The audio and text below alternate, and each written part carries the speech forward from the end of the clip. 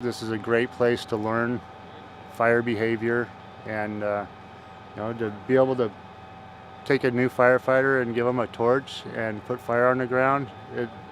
There's nothing better. It's like a kid at Christmas time. This is the third year I've been around here, and I'm so happy to be here again, trying to understand what's going on here and trying to help and share knowledge and experiences. What are you hoping to see after this is all done? The forest floor, hopefully we'll be able to return to a more natural state and be able to procure mushrooms and huckleberries and acorns like it should. Team building, honestly. That and putting fire back on the ground. Those are kind of the two biggest, most important things that I'm here for. My name is Jose Tenorio. Hopefully I get my Burn Boss 2 started on my task book and actually help out the TREX team and the surrounding communities do some burning around their homes. So I'm curious, so why were you wanting fire in here? Just because that's the way we've always maintained land, you know. Around villages and stuff, it was always grassy and you know, oaks and stuff. Not all these little scrub brush like we got right here, you know. It'd be like more like, yeah, this would probably be like grassy in here if we would have been able to keep burning it for, you know, like it always happened, you know. Because we never had underbrush. My mom said that somebody wanted to talk to me about broadcast burning it, and I was like, yeah, I'm down. Let's do it.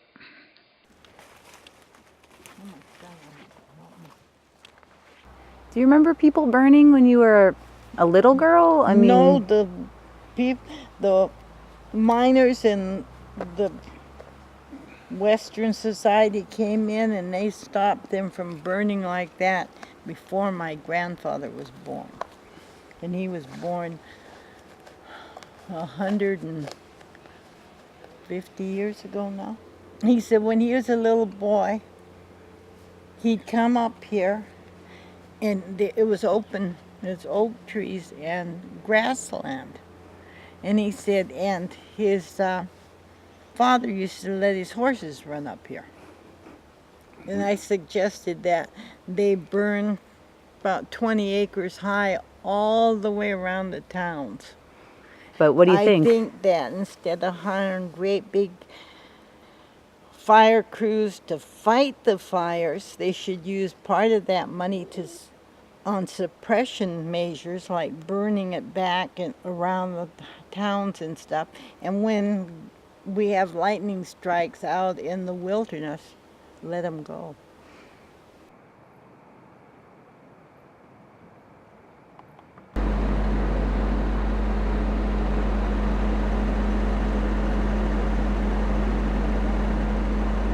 Well, I feel that that's really the only way that we can survive up here is to put fire on the ground, because we burned up here in '87 and pretty much lost everything on the ranch.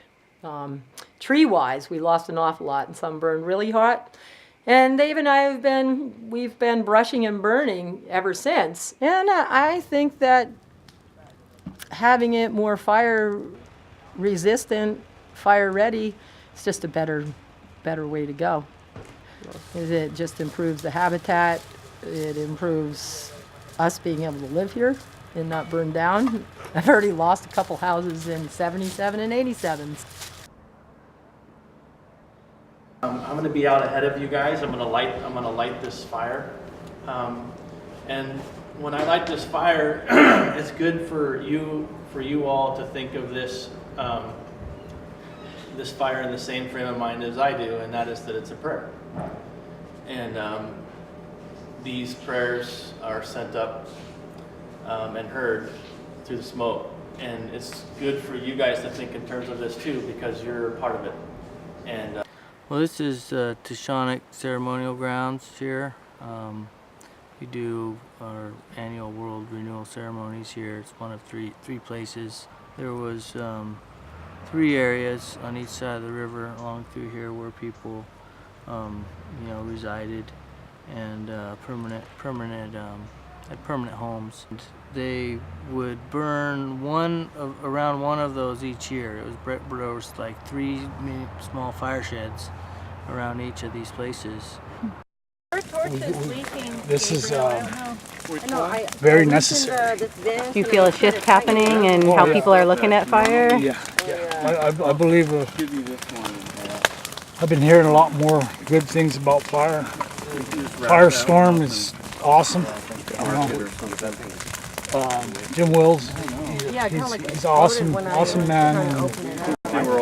He's really got me fired up inside. This is doable. This is doable. I've been dreaming about for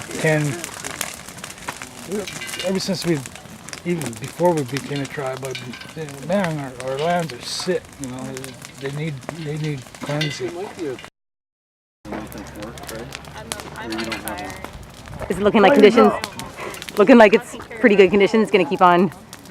Yeah. It's just got to hit little hot spots here and there. We were actually told, well, by forestry that we couldn't burn anymore because, we didn't know how to control the fire and the land.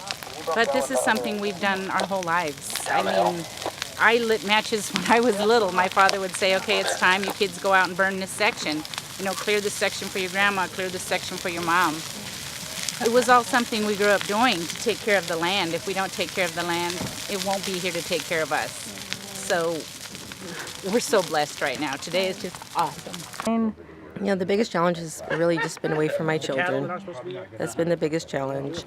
And, I just keep on telling my family, this is temporary. And, we got to be strong.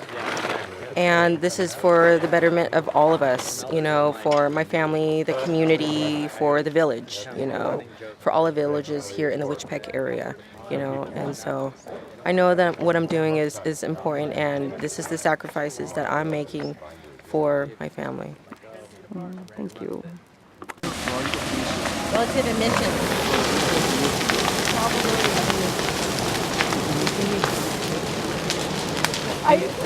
Say that again with that behind you. I'm kidding. Don't worry. It's a little distracting.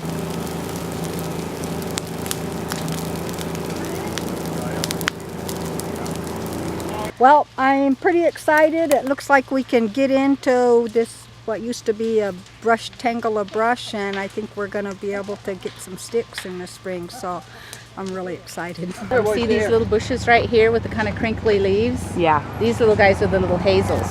And when they take them all the way down, the new shoots that come out really long and tall are what you want. Say when this is, cleared, you can take those down, and everything that comes up new is going to make a basket weaver's dream come true. Nice. It's going to be awesome.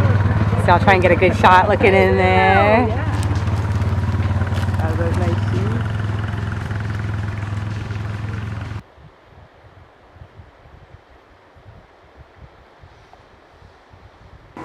Why you got fire on your land? Alright, my name's Keith Allen. I'm the property owner here at 1222 Slate Creek, Orleans. Fire is a real natural part of the whole natural process. Okay, I mean, we fight fire by putting fire out all the time instead of doing the classic fighting fire with fire.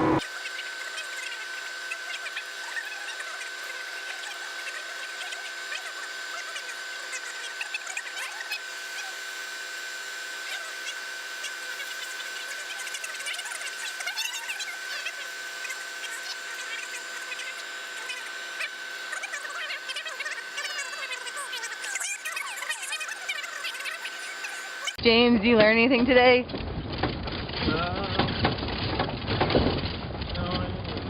James learned nothing today. Skip, did you learn anything today?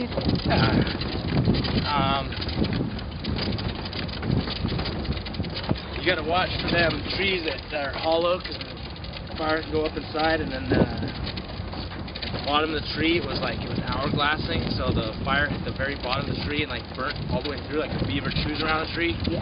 Hanging by a thread at the very bottom. Top of the tree looks fine.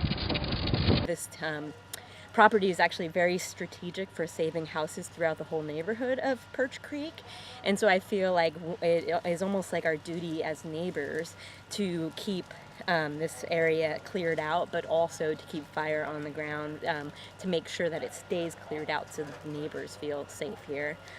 And today is kind of like I feel like we're coming full circle in certain ways, because we're burning around the lower unit here is kind of the first area where piles were ever piled and where a lot of like initial work was done, and then we've worked on, like you said, like 2/3 or more of the property, and so now we're even getting back to places that we had initially worked on, and we need fire as the best. Fire is the best tool at this point for us to keep it cleared, and it's like we own the responsibility of the land here, and so part of that responsibility is using fire in a place that is adapted to fire.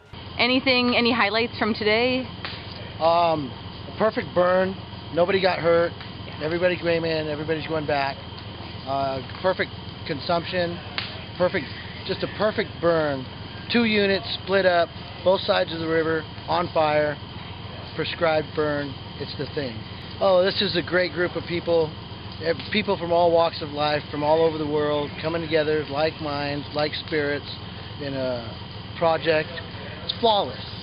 It's flawless. Nice. It's the best. Thank you, Rick. I appreciate it. See what's happening behind you?